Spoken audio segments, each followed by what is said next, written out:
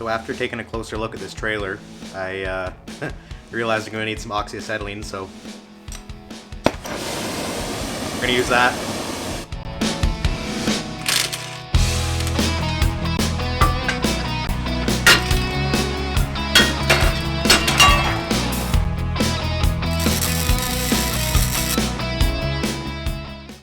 Hey y'all, welcome to this episode. I'm Scott. This is Scott Mods, one of his episodes. Thanks for tuning in. Whether it's your first time or your last time, a view is a view.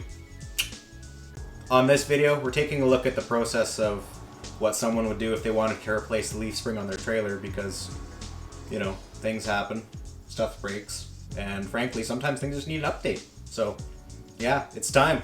My neighbor approached me with this broken trailer he got for really cheap, but, you know, if it's going to cost you nothing in money, it's going to cost you a lot in time, or vice versa. Maybe both if you're somebody like me. But anyway, my neighbor got this deal on a trailer and thought, you know, let's get the neighbor to fix it. Which, you know, he asked me if I could. I said, I can, but, you know, I don't like fixing trailers, but he's a good guy, so I don't mind helping him out. And it's also better knowing that it's going to be a little bit safer now instead of what it was. So the first option was to replace the existing leaf spring, which on that thing was literally just one leaf spring. It was like, and 5 feet long. Like I think it was like 54 and a half or 56 inches, just shy of 60, which is 5. So yeah, we're not doing that. The option that we took was option 2, which is to replace the entire leaf pack with a multiple leaf. Well, leaf pack basically entails that it's one leaf spring with other ones underneath it to help support it. So we're installing a more modern style leaf spring system, which is actually standardized, which is nice because you can get parts for it, you can upgrade it, it looks less jank, and it's weight rated all the time, so it's good to have. Now with that said, this is just a general guideline, but this is pretty accurate to the kind of thing you would normally deal with, apart from potentially the style of how the leaf spring sat into the saddle or how it sat into the mounts on the frame itself. But I've done enough of them. I don't like doing them, but unfortunately people know I've done them, so I'm here. And trust me, if it breaks like this one did, it'll end up in my yard, and both of us don't want that. But with that said, let's hop to it. So as you can see, here's the trailer that I'm working on. It doesn't sit too bad, but this is the good side, so don't let it deceive you. Also this, but we'll talk about that after. In the meantime, let's get this video done. Let's go! So the first thing we're gonna do is twist these nuts, and frankly, not that big a job.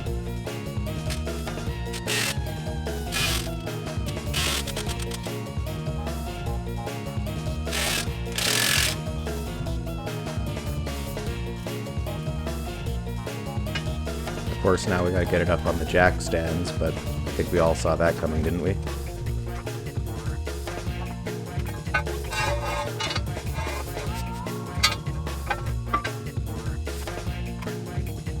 Now you can really see what's happening here. Yeah, I mean, I've seen worse, but you know, it's pretty bad when it's gotten to this. Yeah. So we're gonna pick up the axle now. We're gonna try getting all this mess sorted out. As you can see, this link arm rotted off, this tie strap's kind of holding it all together with the blocks, and I think the only thing that works is the bearings and the brake wiring. That's it.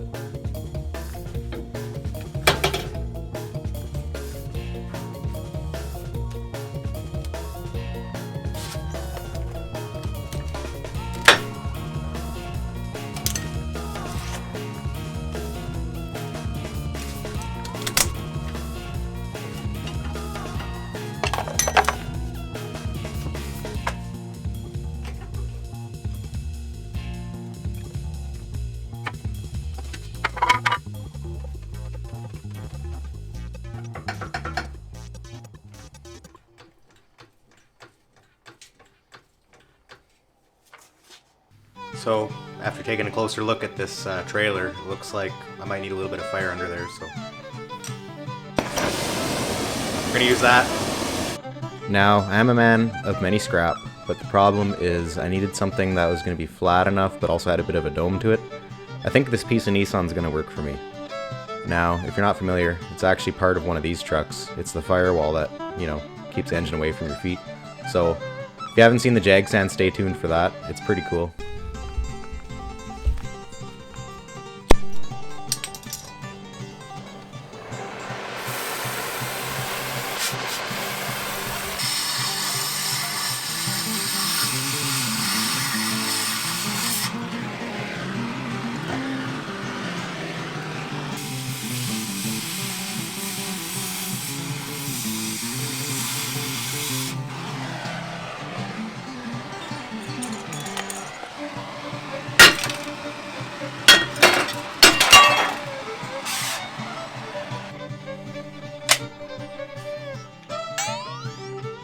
What are you doing, step drill?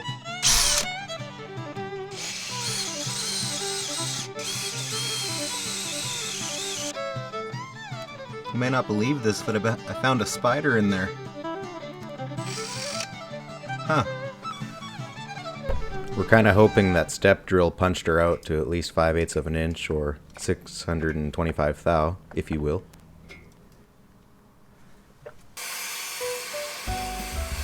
Oh, that's right, yeah. I had a couple of bolts to punch out too, because the shock doesn't need to be there anymore. Yeah, same with that link arm.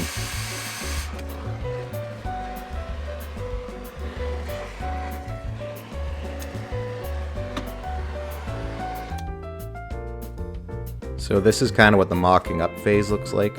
I have it loosely sitting in there with the tension on the jack, and what that's doing is it's allowing me to measure the center where I need it to be. And once I figured out the center, I'm going off of the hub as well as the center of the axle, which I haven't shown, but you would normally go behind the drum brake and then measure it that way as well, just to make sure. But yeah, the trick is to keep her equal and make sure that you're matching both sides, because if you don't, you'll find out real soon.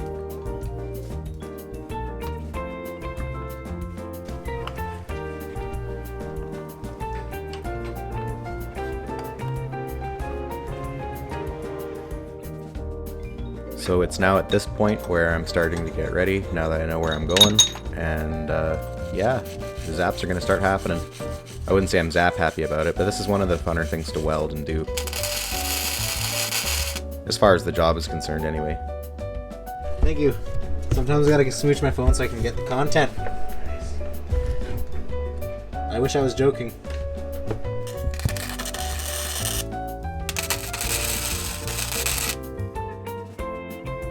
So now that we're tacked, all we're gonna do is give her a good little scrub, and then give her some welds.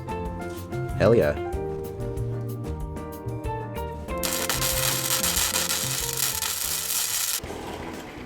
Sometimes, welding sucks.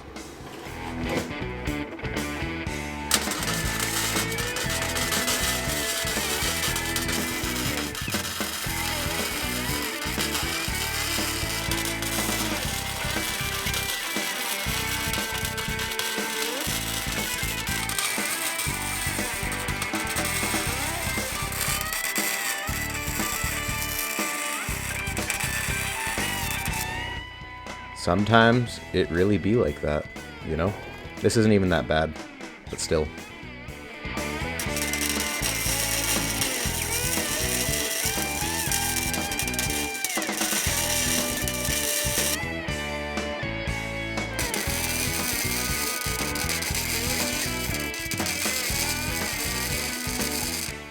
Now as the smoke clears, I just remembered, oh right, we still gotta fix that jack. And this thing's still not bolted down yet. So we're making the tie plates now, just some heavy stock flat bar, and then we're going to punch some holes in it, then we're going to cut her down.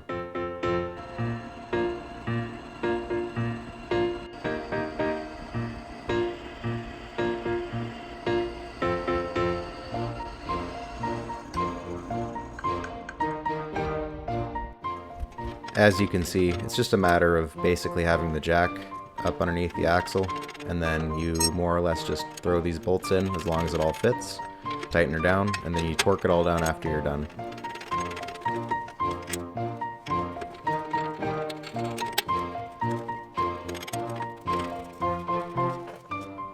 And of course you have to tighten up these bolts as well. If you had noticed, I had them sitting loose in there. Now it's time to twist them down, and then you torque these as well. When all is said and done, that's kind of what your end result should look like, give or take. And frankly, this is pretty much the best option we could come up with, and it's going to be solid, so by the time we pull that jack stand out, we lower it down, it's sitting pretty much exactly where it needs to be. And now bonus content, repairing this jack.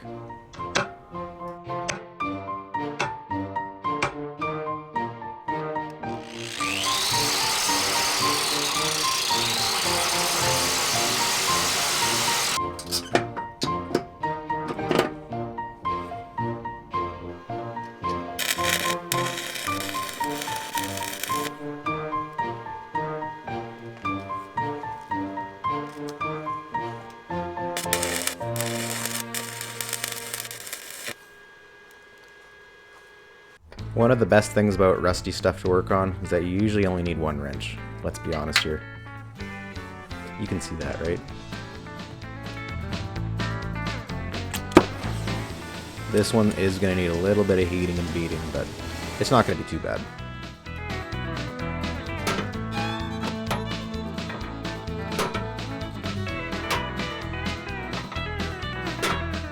Once we're done that silly crap, let's get to welding. Let's do it.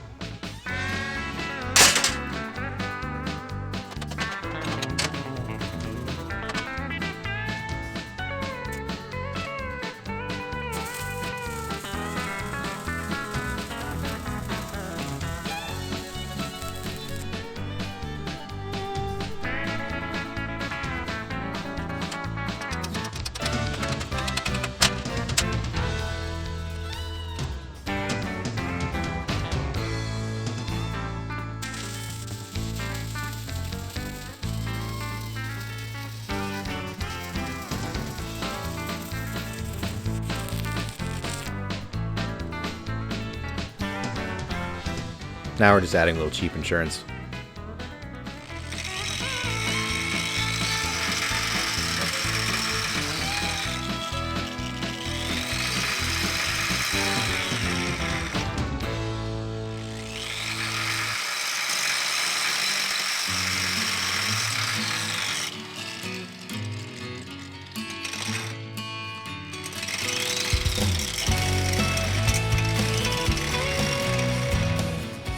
Now we're just going to throw down a little one-tap weave, I like to call it. Just something where it keeps it a little more solid, and it'll look nice when it's done.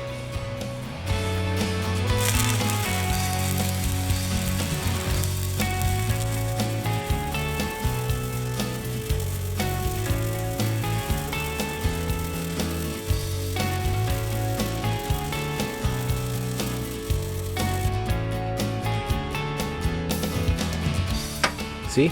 One tap. Well, now it's sitting a lot prettier, ain't it? I guess for the most part this job is now as far as I can take it for this next week here, and I'm kind of busy, so he's happy. His axle still got a little bit of a bend to it, but that's because previous owner had already done, you know, that previous damage, so I don't know for sure what's going to happen down the road, but we'll figure it out as we go, like always. Alright, well that's finally done. My neighbor's happy, I'm happy, for him being happy makes us all happy. Anyway, if you made it this far, I appreciate that, and again, thanks for watching. If you liked it, tell your friends. If you don't, tell your enemies. That way I still get views. Bye-bye!